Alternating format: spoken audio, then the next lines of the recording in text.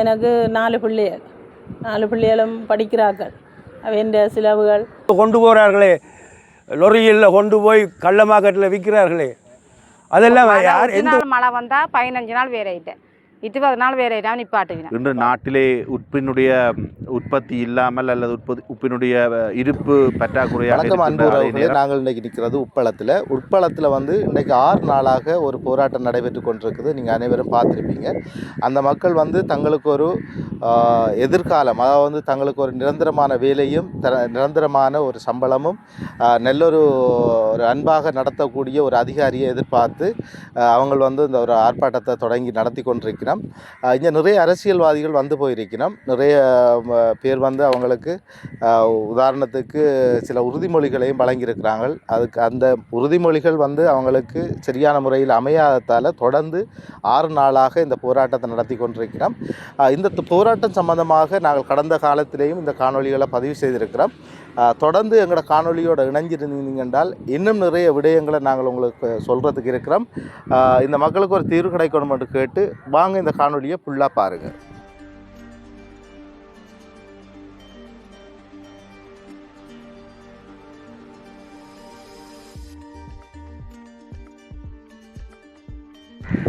நாள் 15,000 சம்பளம் இல்லை இந்த முறை. 7,500 சம்பளம் எடுத்துக்கிறாங்க. 15,000 லோன் காசு கட்டணும், 10,000 லோன் காசு கட்டணும். சாப்பாடு வந்து இப்போ எத்தனை நாள் அதில் இருக்கிறீங்க? இன்னைக்கு 6 நாள். இப்போ உங்களுக்கு இன்னொரு இதில் நம்பிக்கை இருக்கா உங்களுக்கு இதில் ஒரு தீர்வு வருமானு? தீர்வு வருமானு தான் இருக்குது. தீர்வு வரத்தானே வேணும்.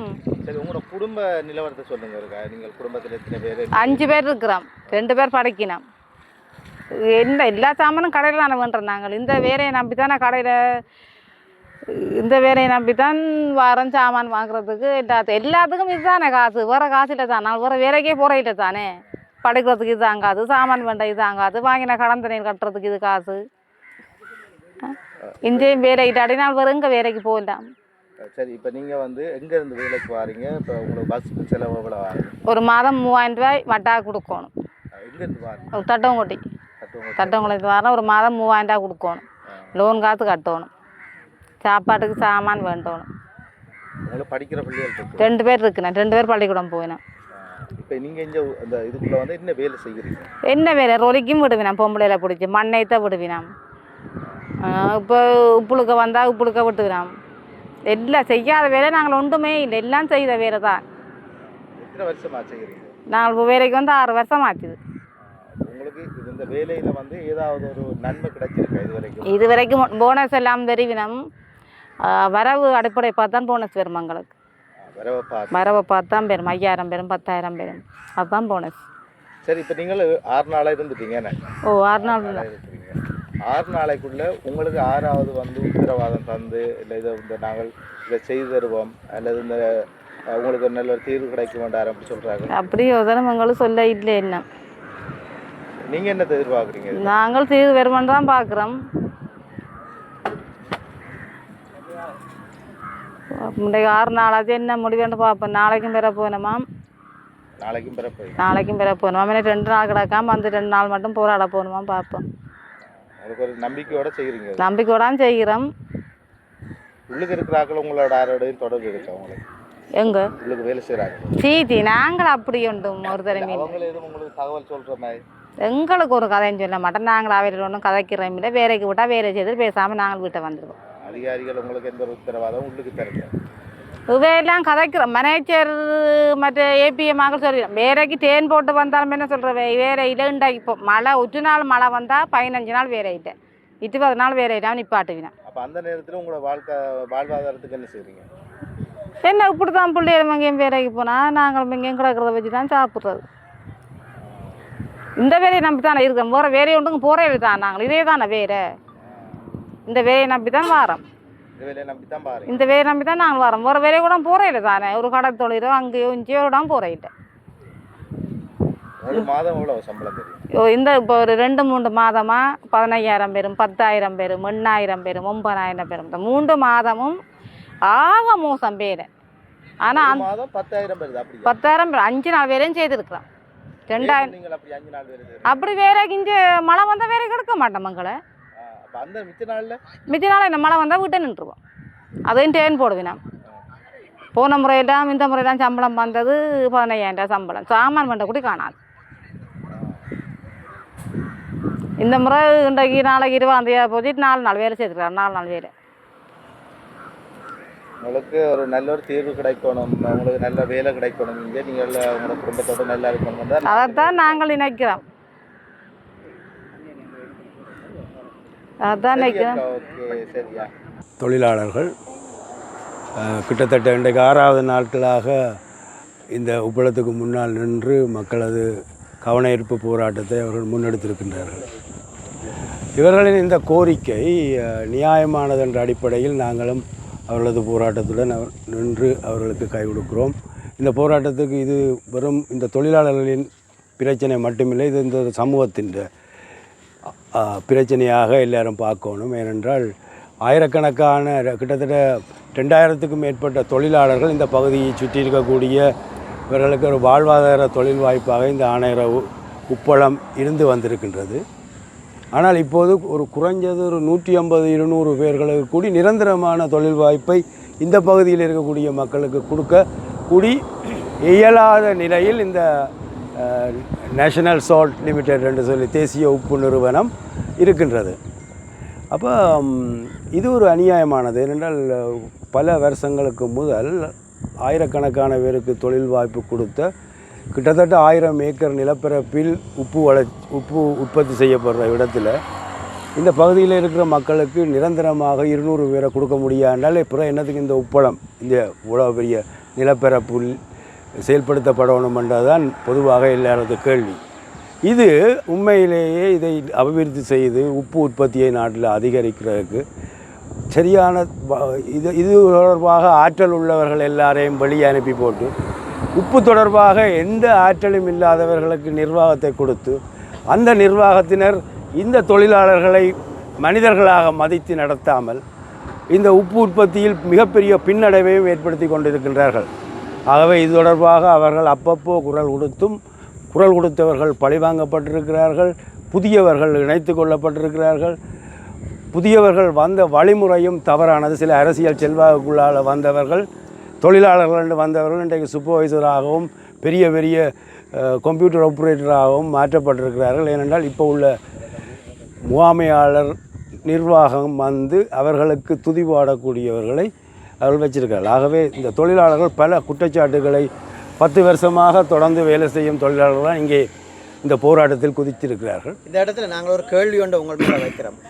நீங்கள் கூறுகிறீர்கள் 10 வருடமாக அவர்கள் இந்த சேவையில் இருக்கிறார்கள் என்று சொல்லி, அதாவது இந்த பணியில் இருக்கிறார்கள்.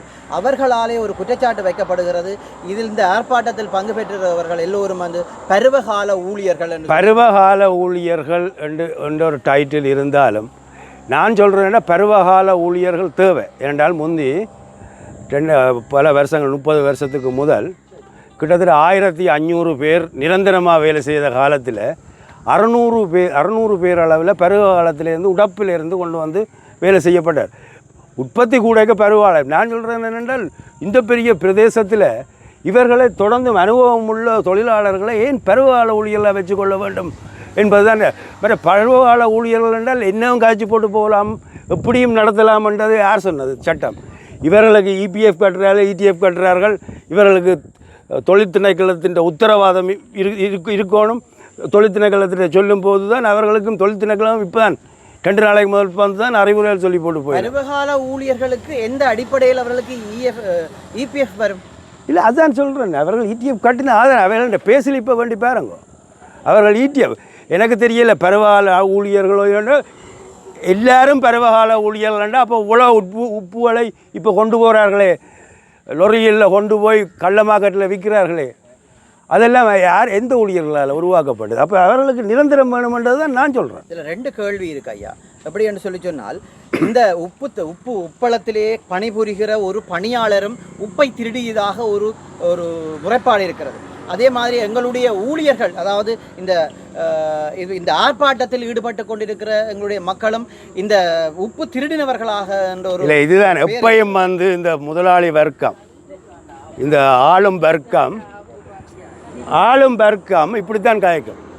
ஒரு தொழிலாளர் போராட்டத்தை கொச்சப்படுத்தி நசுக்கிறதுக்காக இப்படியான குற்றச்சாட்டுகளைக்கும் உப்பு போயிருக்கலாம், உப்பு 1 கிலோவோ 1/2 கிலோவோ யாரோ கொண்டு போயிருக்கலாம், பிடிபட்டிருக்கலாம், நிறுத்தப்பட்டிருக்கலாம், அது இல்லை இஷ்யூ.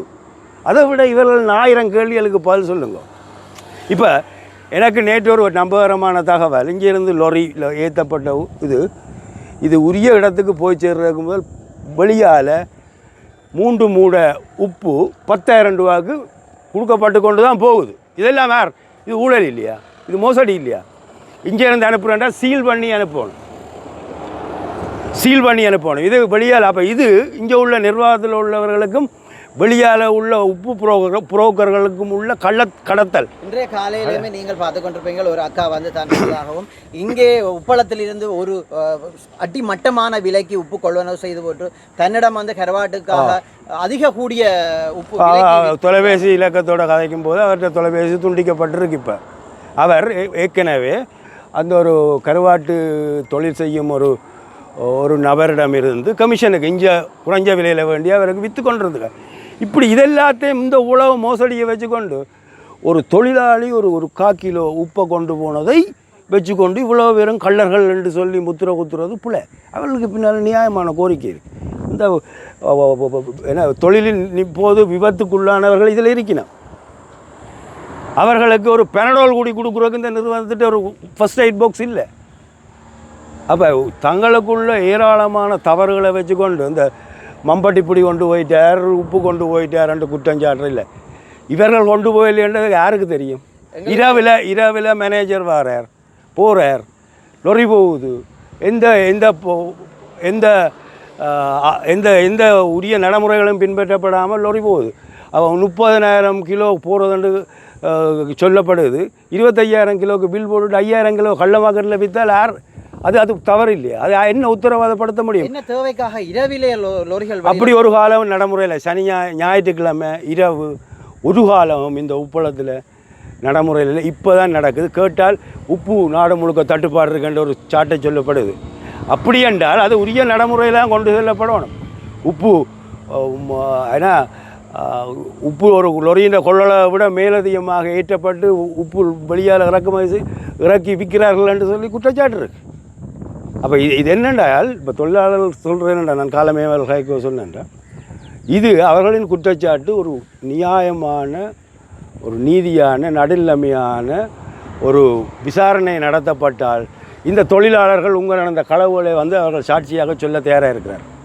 இதை நடத்துறதுக்கு வக்கில்லாமல் உப்பும் அம்பட்டி பிடி கதை காய்ச்சி கொண்டு இந்த தொழிலாளர்கள போராட்டத்தை நசுக்க பார்ப்பதும் கொச்சப்படுத்த பார்ப்பதும் தவறு. தங்களுடைய பெரிய பிள்ளைகளை மறைப்பதற்காகவே எங்களுடைய ஊழியர்களுடைய சிறிய பிள்ளைகளை முன்னெடுத்து வருகிறார்கள். இல்லை இது இப்போ நாங்கள் ஒரு பெரியோர் அளவில் தொழிலாளர் நடக்கும்போது 1-2 தவறுகள் நடக்கலாம். அது ஒட்டு மொத்தமாக இவர்கள் எல்லாருடைய தவறாக சித்தரிப்பது பிள்ளை. தவறு யாரப்பையா விட இல்லை, எல்லா மட்டத்திலையும் இருக்கின்ற அரச உயர்மட்டம் அமைச்சர்களிலிருந்து கீழே ஒரு பணியாளர் மட்டும் பிரச்சனைகள் இருக்குது தானே அரசு திணைக்களங்களில். இது யார் மறக்கிறது? அதுகளை கண்டுபிடிச்சி நீங்கள் அதுக்கு உரிய நடவடிக்கை எடுங்க. இப்போ இதுக்குள்ளே எவ்வளோ தவறு விட்டவர்கள் எல்லாம், அதாவது ஒரு ஊழியர், இந்த ஒரு சிரேஷ்ட ஊழியரின் வீட்டில் 1 மாதம் வேலைக்கு செய்யிருக்கா, சம்பளம் இங்கே விழுது. தெளிவாக சொல்லுங்கள், எந்த சிரேஷ்ட ஊழியர்? என்னோட பேர்கள் கேட்க வேண்டாம். ஒரு சிரேஷ்ட ஊழியற்ற வீட்டில் இங்கே உப்பளத்தில் வேலை செய்ய ஒரு லேபர் தொழிலாளி, அவள் சொல்லப்படுது இப்போ அவள் சூப்பர்வைசர் உண்டு. ஒரு லேபர் தொழிலாளி தான் ஜாப் டைட்டில், பதவி நிலை. அப்போ அவள் சில காலத்துக்கு முதல் ஒரு சிரேஷ்ட அதிகாரின்ற வீட்டு வேலை செய்தவா, வீட்டு வேலை செய்ய இங்கே உப்பளத்துக்கு அவருக்கு சம்பளம் விழுது. இதெல்லாம் உங்களுக்கு தெரியாதுன்னு நினைக்கிறீங்களா? எங்களுக்கு தெரியும். நாங்கள் இதெல்லாத்தையும் தூக்கி பிடிக்க இல்லை. இப்போ எங்களுக்கு நியாயமான கோரிக்கை இப்படி தான் கேட்குறோம். வாதம் பிறகு நாங்கள் இதுகளை சுட்டி காட்டுவோம். ஆதாரங்களை இவர்கள்ட்ட கேட்கும்போது அவர்கள் சொல்லுவார். இப்போ இங்கே வேலை செய்து ஓய்வு நிலை பெற்ற பழைய ஆட்கள் இருக்கிற அனுபவம் உள்ளவர்கள் கூறி வருகிறார்கள். எப்படி என்று சொன்னால், நாங்களும் இது சம்பந்தமாக நிறைய வீடியோக்களை பதிவேற்றி வருகிறோம். அந்த வகையிலே கூறி வருகிறார்கள், இந்த பிரச்சனை ஒரு சின்ன பிரச்சனை, இந்த முகாமைத்துவம் சரியாக செயல்பட்டால் இவர்களுக்கு ஒரு தீர்வு உடனடியாகவே எடுக்கலாம் என்று கூறி வருகிறார்கள். சின்ன பிரச்சனையை ஒரே நாளில் தீர்க்காமல் இன்றைக்கு 6 நாளாக இவர்களை தொடர் கவனஈர்ப்பு போராட்டத்துக்கு தள்ளினது இந்த நிர்வாகம். இதில் உண்மையிலேயே இந்த நேஷனல் சால்ட் லிமிட்டெடுக்கு மேலே ஒரு போட் இருக்குது, போட்டுக்கு ஒரு சேர்மன் இருக்கிறார். அதுக்கு மேலே இது ஒரு கைத்தொழில் அமைச்சு கீழே வருது. அமைச்சராக சுனில் ஹந்தனத்தி இருக்கிறார். அப்போ இந்த அரசாங்கம் சொல்லுது நாங்கள் எப்பயும் தொழிலாளர்கள் பக்கம், நாங்கள் எப்பயும் உழைக்கும் மக்களின் பக்கம் என்றதில். இன்றைக்கு உழைக்கும் மக்கள் 6 நாளாக தொழில் இல்லாமல் இந்த வெயிலில் போராடி கொண்டிருக்க ஏன் இந்த உழைக்கும் மக்களை கௌரவப்படுத்துகிறேன்னு சொல்கிற அரசு இதில் உடனடி நடவடிக்கை எடுக்கல. உடனடி நடவடிக்கை எடுக்க வேண்டும்.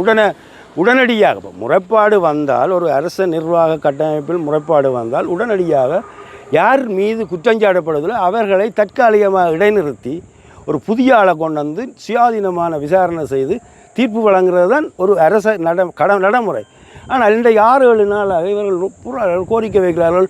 உலகம் முழுக்க ஊடகங்கள் எல்லாம் இவர்களது கோரிக்கை தொடர்பான கருத்துக்கள் வந்திருக்கு. ஏன் அரசுன்ற காதுக்கு மட்டும் இது போயில்லை? அரசு என்ன நினைக்குது? இந்த ஃபேக்ட்ரியை இங்கே இல்லாமலாக்கி இங்கே உள்ள தமிழ் மக்களுக்கு தொழில் வாய்ப்பை இல்லாமலாக்க வேணும்னு நினைக்குதா? மேடைக்கு மேடை இங்கே வந்து தேர்தல் பெறப்புறையில் நாங்கள் ஆயிரக்கணக்கான பேருக்கு தமிழ் மக்களுக்கு தொழில் வாய்ப்பு கொடுக்க போகிறோம், தொழில் நிறுவனங்களை கொண்டு பெற போகிறோம் என்று சொல்கிற அரசு இயங்கிக் கொண்டிருக்கிற ஒரு உப்பளத்தை சரியாக இயக்கி இந்த பகுதியிலே முன்னு வேலை செய்தவர் ஏராளமான பழைய ஆக்கள் எல்லாம் இருக்கிறார். அவர்களுடைய அனுபவங்களை பெற்று எப்படி உற்பத்தியை பெருக்கி ஆயிரக்கணக்கான தொழில் வாய்ப்பை இயங்குறதை இன்னும் பலப்படுத்த புதுசாக கொண்டு வர்றதுக்கு காலம் செல்லும். அதை நாங்கள் உடனே கேட்கல. இயங்குவதை சிறப்பாக செய்தால் ஆயிரக்கணக்கான பேருக்கு தொழில் கொடுக்கலாம். இவர்களை பருவகால ஊழியர்கள் என்று வச்சிருக்க வேண்டியது என்னட்டு பருவகாலத்தில் இவர் வேலை செய்ய முடியும்? நாங்கள் இன்றைக்கு 6 நாளாக இந்த போராட்டத்தில் ஈடுபட்டு கொண்டிருக்கிறோம். எங்களுக்கு எந்த ஒரு இதுவுமே கிடைக்கல. இவ்வளோ நாளும் எங்களோட வீட்டு வருமானங்கள், வீட்டில் எனக்கு 4 பிள்ளைகள், 4 பிள்ளைகளும் படிக்கிறார்கள். அவன் செலவுகள் இதுகளெல்லாம் எந்த இதில் தான். உழைப்பில்லை எனக்கு. நான் உழைச்சி தான் என் பிள்ளைகளுக்கு எல்லாமே செய்கிறது. இன்றைக்கு 6 நாளாக வேலையே இல்லை. நான் வேலை இல்லாமல் வீட்டில் இருக்கிறேன், இங்கே வந்து கிடக்கிறேன். நான் இதுக்கு ஒரு முடிவு வரணும். எங்களுக்கு இந்த தலைமைத்துவம் மாறி இதுக்கு ஒரு முடிவெடுத்து தரணும் நீங்கள் எல்லாருமே. அதுதான் நாங்கள் கேட்குறோம். நான் நல்லளவு இங்கே வேலைக்கு வந்து இப்போ 7 வருஷம் ஆயிட்டு. 7 வருஷமும் நான் இங்கே எந்த ஒரு வேலைக்குமே பின்தங்கி நின்றதில்லை. எல்லா வேலையும் செய்திருக்கிறேன் நான். ஏனெண்டா அவ்வளோ கஷ்டத்தில் நாங்கள் செய்திருக்கிறோம் எல்லா வேலையும். ஆனால் அப்பேற்பட்ட இடத்துல இன்றைக்கு நாங்கள் வெளியில் நிற்கிறோம் வேலை இல்லாமல். தலைமைத்துவ பிரச்சனையால் தான் நாங்கள் இவ்வளோ காலம் வேலை செய்த தலைமைத்துவம் எங்களை வழியாக தானே நடத்தினார்.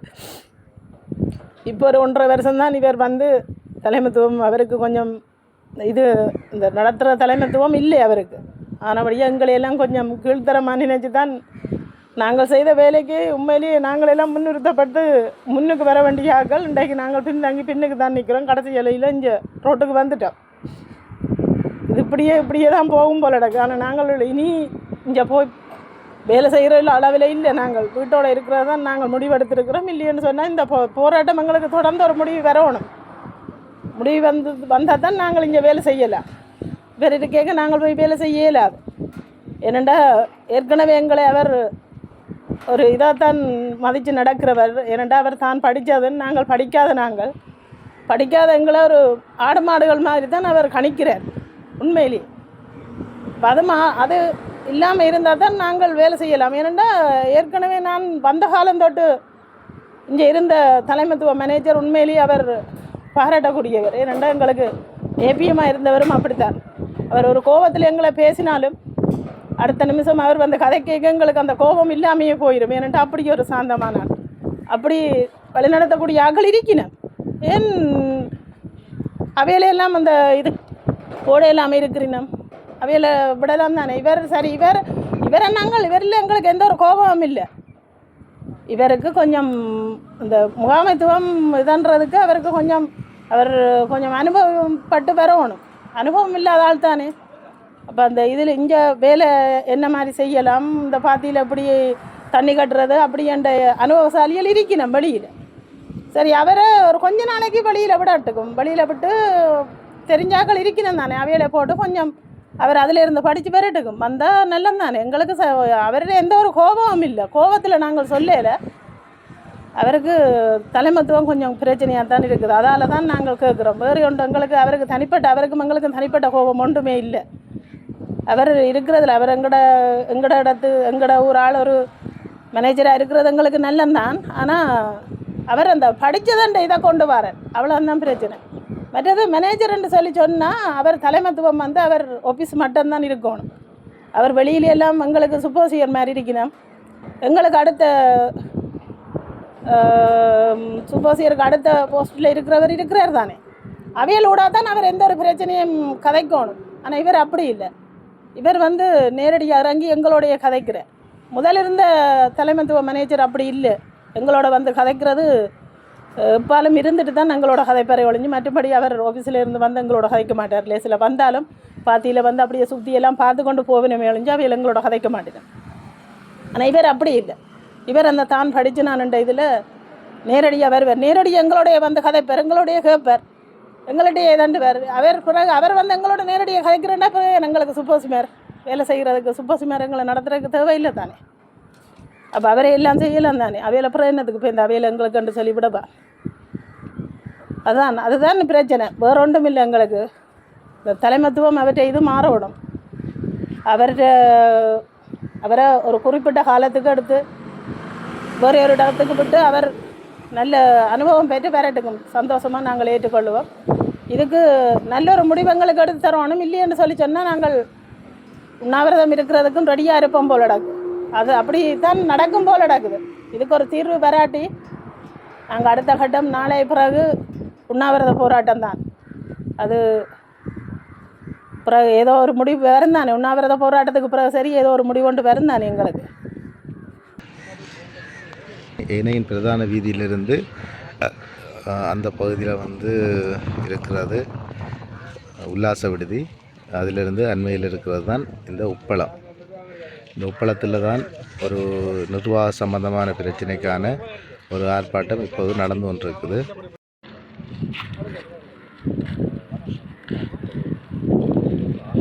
தற்பொழுது மணிவண்ணன் இன்னைக்கு விடிய எல்லாத்தையும் காய்ச்சது உள்ள வாங்கலாம் உங்களுக்குலாம் விடியெல்லாம் கிடைச்சாது வேலை செய்யணும். நீங்கள் போகிறீங்க, நாங்கள் இப்போ எங்களை கூப்பிட்றாங்க. உண்மையை சொல்கிறேன், எங்களை வந்து வேறு ஆட்கள் மூலமாக கூப்பிட்றாங்க. ஜிஎம் சொன்னார் வந்து வேலையை செய்யுங்க. எங்களுக்கு வந்து நாங்கள் எடுத்த கோரிக்கை வந்தையா அவரால் தான் நாங்கள் ரொம்ப பாதிக்கப்பட்டோம்.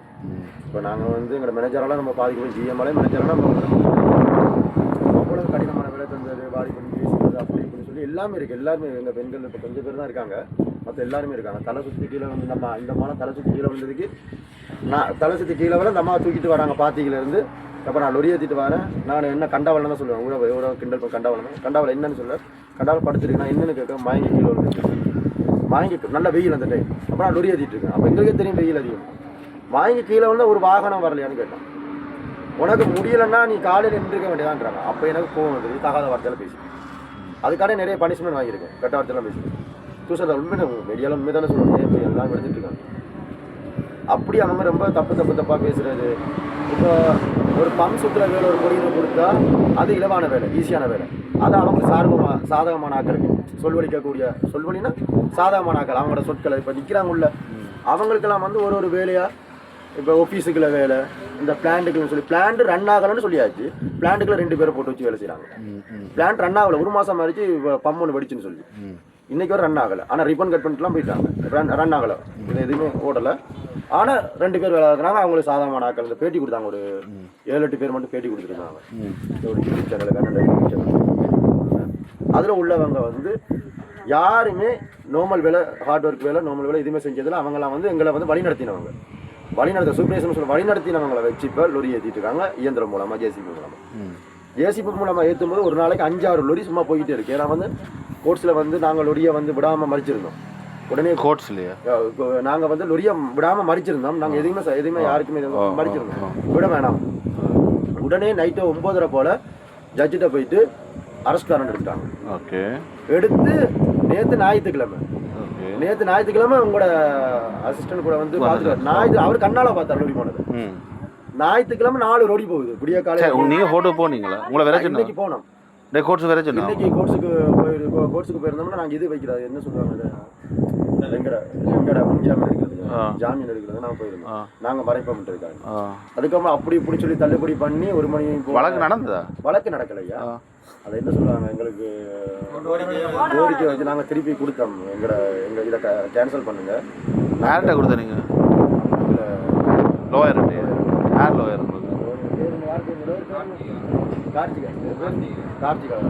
கார்த்திகா லோயரா? ஓகே. இல்லை இப்போ உங்களுக்கு எதனா கேஸ் போடப்பட்டிருக்கா?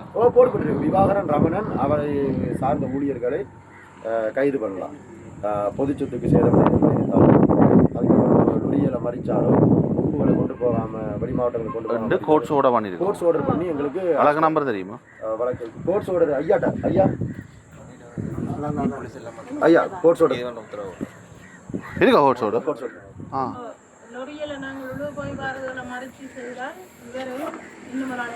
என்னையும் ரமணனையும் இங்கே ஆர்டர் இருக்கு. என்ன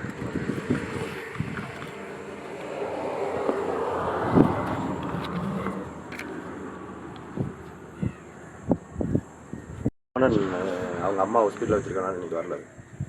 அன்னைக்கு நாங்கள் அந்த கோர்ஸ் ஆர்டர் வந்து அன்றைக்கி நாங்கள் வந்து கொடுக்க நாங்கள் வந்து இதாக இருக்குன்னு சொல்லிட்டு லேட் ஆகிடுச்சு. யார்? கார்த்திகா தேவியா? கார்த்திகா யார்? அர்ச்சனா. பொம்பளையில ஆம்பளையா? அர்ஜுனா கருப்பா வேற? நான் போகலை. என்ன அனுப்பலை. இங்கே நிற்கணும்னு சொல்லிட்டாங்க. எல்லா லாயர்ஸும் அப்ளை பண்ணவையா? எல்லா லாயர்ஸும் இல்லைக்கா? அவனுக்கு ஹோட்டல்ஸ்கூலில் போயில்லையா? உள்ளே போனாங்க. போர்ச்சுக்குள்ள போனீங்க தம்பி சிந்து வாங்க நீங்கள் அது ப்ரொடக்டர் மட்டும் கைக்கு முழு ப்ரொடக்டரும் உங்களுக்கு அண்டியில் மீனது உங்களுக்கு ஊழியர் வந்து ஓகே காய்ச்சினா 3 கோர்ஸ். அதில் என்ன இன்றைக்கு என்ன ஆர்டர் அது என்ன பிரச்சனை, நாளைக்கு நீங்கள் அந்த உங்களுடைய பொம்மணிக்கும் ஜெயினனுக்கும் உள்ள இடைவெளியும் மற்ற நாங்கள் ஆர்ப்பாட்டம் செய்த தூரமும் ஜெயினனுக்கும் உள்ள இடைவெளி அகிம்சை முறையில் அன்றைக்கி ஆர்ப்பாட்ட முறையில் நீங்கள் வன்முறையாக செயல்படுறீங்க வந்து கேட்டு எங்களை நாளைக்கு ஒரு ஆதாரம் வந்து தெரிஞ்சுட்டோம். நாங்கள் என்ன ரீதியால் நாங்கள் என்னதுக்காக நாங்கள் இது ஆர்ப்பாட்டம் செய்கிறோம், என்ன எங்களுக்கு தேவை என்று நாளைக்கு எங்களுக்கு ஒரு சின்ன எவிடன்ஸ் கொண்டு தங்களோட கையில் தெரிஞ்சுடுவோம். நாளைக்கு 9 மணிக்கு எங்களை ஒரு 5-6 பேரை பெருச்சினது. அங்கே சகலை விட்டுட்டு ஒரு 5-6 பேர் முக்கியமான ஆட்கள் 5-6 பேர் அங்கே பெருச்சினது. அந்த ஒரு ஆள் ரெண்டு இல்லை, ஒரு ஆள்லாம் எங்களுக்கு வந்து சொன்னோம் இப்படி எப்படி வேணும். நாங்கள் போய் நாங்கள் கழிச்சு நாங்கள் கேட்க எங்களுக்கு சாதமாக தாங்கள் கழிச்சு கட்டுத்தலாம்னு சொல்லியிருக்கோம். நாளைக்கு 9 மணிக்கு எங்களுக்கு 5-6 பேர் பிரச்சனை கொண்டு வந்து நாளைக்கு என்னென்ன கோரிக்கைகள் உங்களுக்கு என்ன சந்தர்ப்பத்தில் என்ன நடந்தது இது நடந்தது ஆதாரம் தந்தால் தாங்க. நாளைக்கு ஜட்ஜி எங்களுக்கு முன்னாலும் சொன்னது நாளைக்கு 9 மணிக்கு வரைக்கும். அப்போ நீங்கள் லாயர்ஸ் நாளைக்கு திருப்பி லாயர்ஸ் எல்லாம் பேர் இல்லை நாங்கள் ஒருத்தர் சீட்டில் இருந்து வைக்கல ஜட்ஜிக்கு பக்கத்தில். சரி, இப்போ நீங்கள் உங்களோட கோரிக்கை என்ன? கோரிக்கையாக வந்து எங்களுக்கு சீசன் சொல்லி வச்சுருக்காங்க. 5ஆம் மாதத்துலேருந்து 9ஆம் மாதம் வரைக்கும் எங்களுக்கு வேலை வாங்குவாங்க. அதில் வந்து போயாவுக்கும் சரி ஞாயிற்றுக்கிழமை அதெல்லாம் இல்லை. எல்லா நாளும் வந்து நீங்கள் வேலை செய்யலாம், உப்பு எடுக்கலாம், அதாவது ஸ்டோர் பண்ணுறதுக்காக பார்த்துக்கிறதுக்கு நாங்கள் ஆம்படையாக்களை வந்து உப்பை வந்து டிராக்டரில் ஏற்றி மாடு சொல்லி வச்சு கூடையால் மேய்ச்சி மலைக்கு பாதுகாத்துருவோம். வெயிலுக்கு மலைக்கெல்லாம் பாதுகாத்துருவோம். அதுக்கப்புறம் போல் எங்களை எல்லாத்தையுமே டேட் போட்டுருவாங்க. ஒரு நாளைக்கு 10 பேர் வாங்க, ஒரு நாளைக்கு 20 பேர் வாங்கன்னு சொல்லிட்டு அப்படி விட்டுட்டு அவங்கள அந்த உள்ளே இருக்க அந்த 8 பேருக்கு வந்து ரெகுலராக வேலை கொடுத்துட்டு எங்களை வந்து மாதத்தில் வந்து 8 நாள் நான் 21,000 சம்பளம் எடுத்துருந்தேன். 10,000 ரூபா 8,000 அப்படின்னா எல்லாருமே சம்பளம் எடுத்தோம். 3 மாதமாக இது தொடர்ச்சியாக நடந்துகிட்டே இருந்துச்சு எங்களுக்கு. 10,000 ஒரு மாதத்துக்கு 5,000 எடுத்துருக்காங்க. அப்போ நீங்கள் வேறு வேலையும் செய்கிறீங்க?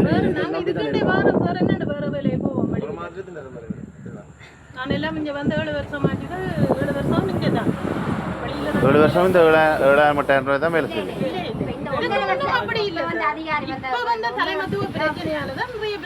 முதல்ல எவ்வளோ சம்பளம் கொடுத்துட்டு ஆரம்பத்தில் வேலைக்கு வரைக்கல சார் 950 ரூபா தான் நீங்கள் காசு ஒரு நாளைக்கு.